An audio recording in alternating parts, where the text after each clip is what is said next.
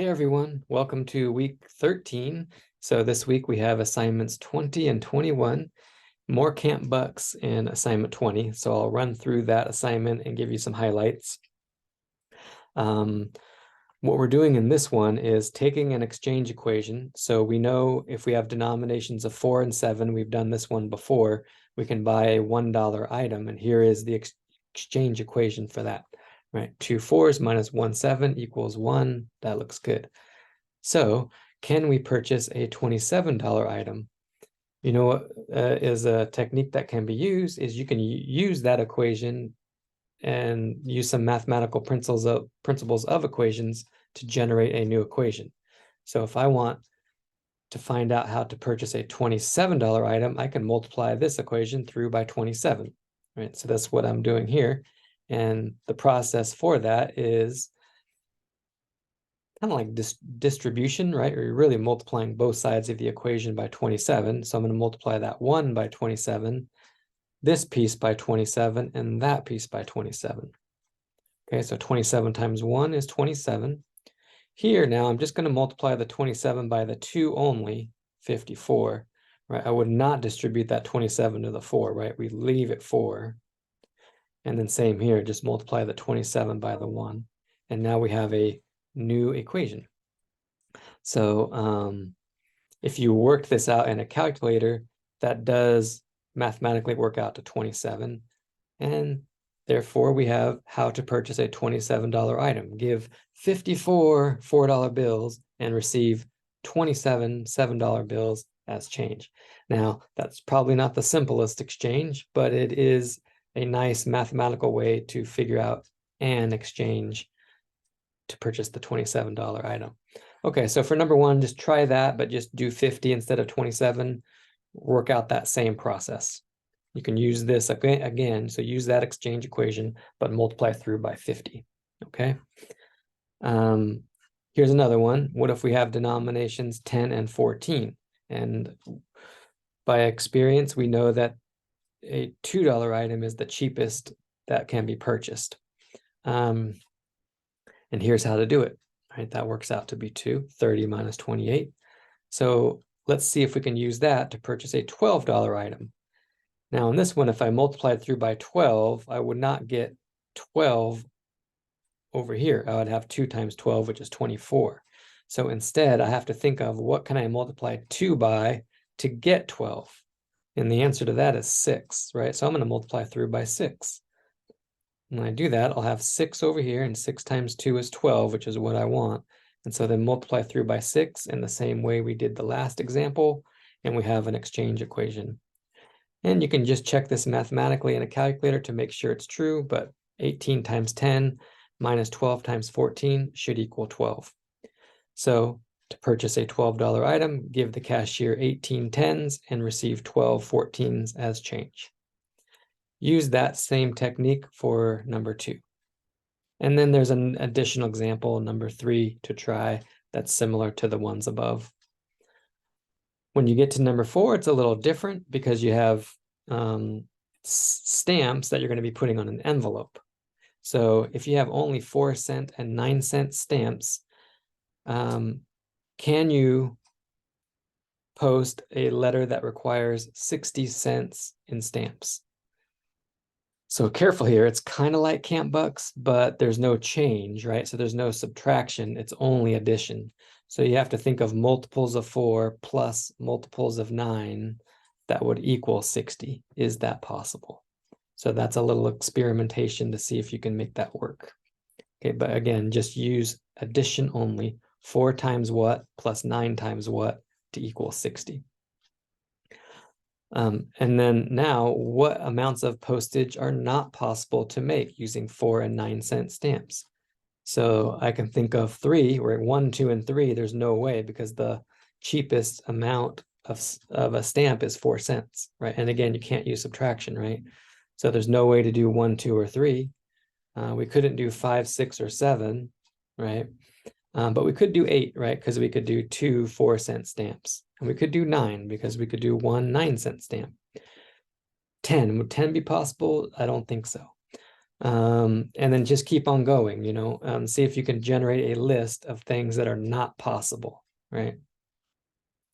So generate a list of as many as you can come up with that are not possible. Okay, that's what your goal is for that one. Finally, a similar problem, but a little different, is it's kind of like the Die Hard with a Vengeance problem. If you have 7-liter and 10-liter buckets, can you come back with exactly 1 liter, right? So think about filling up one, dumping into the other, etc. Explain how you can possibly get one. The answer is yes, so you can do it.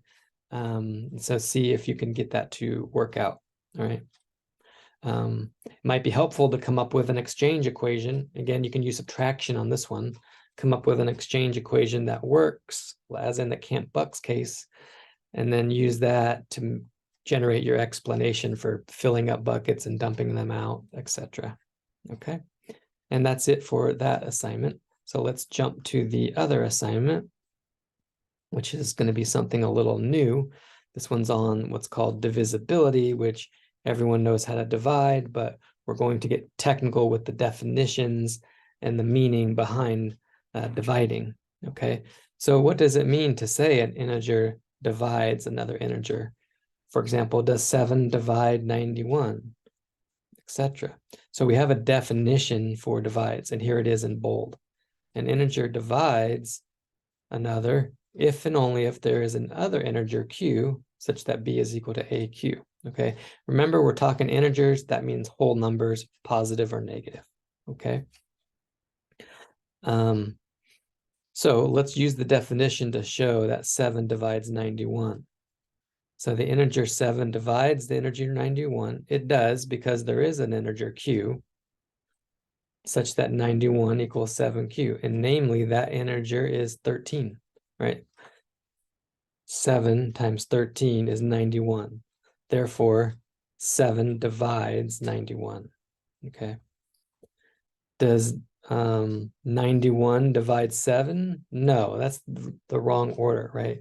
91 does not divide 7 because there is no integer such that 91 times that integer equals 7. Okay, so be clear with the definition and the order, right? The smaller number can divide the bigger number, but not the other way around.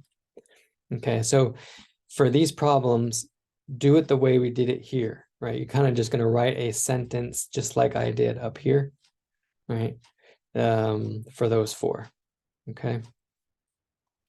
For questions 5 through 8, it's a little different, but we're using some claims that may be true or may be false. So we're going to present some claims, and then for each one, you're going to experiment with the values of the claim. Based on that experiment, make a conjecture about whether the claim is true or false, and then explain why or why not. If it's true, if you think it's true, just give a small explanation. If you think it's false, give a counterexample. A counterexample would be choosing A, B, and C where it just doesn't work, right? So you'd have a no in your little table here. So here's an example, number 5. The claim is, if A divides both B and C, then A divides B plus C. Is that true or false? And remember, A, B, and C are always integers. Okay, so there's no fractions or decimals or anything, all whole numbers. Okay, so here's an example that I did, right? I picked A3, B6, and C9. Now I had to choose them so that this first part is true. That's the if part. So A divides B, A divides B, that's true, right? 3 goes into 6 2 times. 3 times 2 is 6. So A divides B. A also divides C, 3 goes into 9. That's true. So the question is, does A divide B plus C? B plus C is 6 plus 9, which is 15. And that is true, right? 3 divides 15 because 3 times 5 is 15. So here's an example that works. You're going to come up with more examples to fill out this table. Again, pick A, B, and C carefully. And your goal is to see if you can get a no, because if you can get a no, that disproves the claim, right? You just need one no to disprove the claim, and then that will be your justification down here. If you have all yeses, you're probably going to say the conjecture is true, and then based on your experiment, can you come up with a reason why? Okay, and you're going to do that for each one of these. So each one, I start you off with one that's a yes, and maybe it's all yeses, or maybe you can come up with one that's a no. But for each one, make sure you pick them so that the if part is correct, right? So here is if A divides B plus C. So I had to make sure that when I pick my A, B, and C, A divides B plus C, which is true in this case, right? And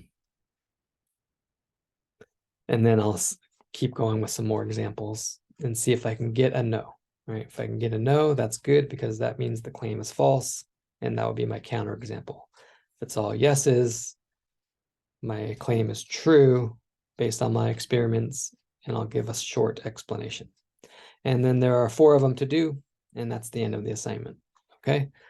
Other than that, I think this week there's a quiz, and then another discussion post, of course, okay? And that's the end of the week. So I hope all is well. Give me an email if you have any questions. Otherwise, have a good week, and I'll talk to you next week. Thanks. Bye.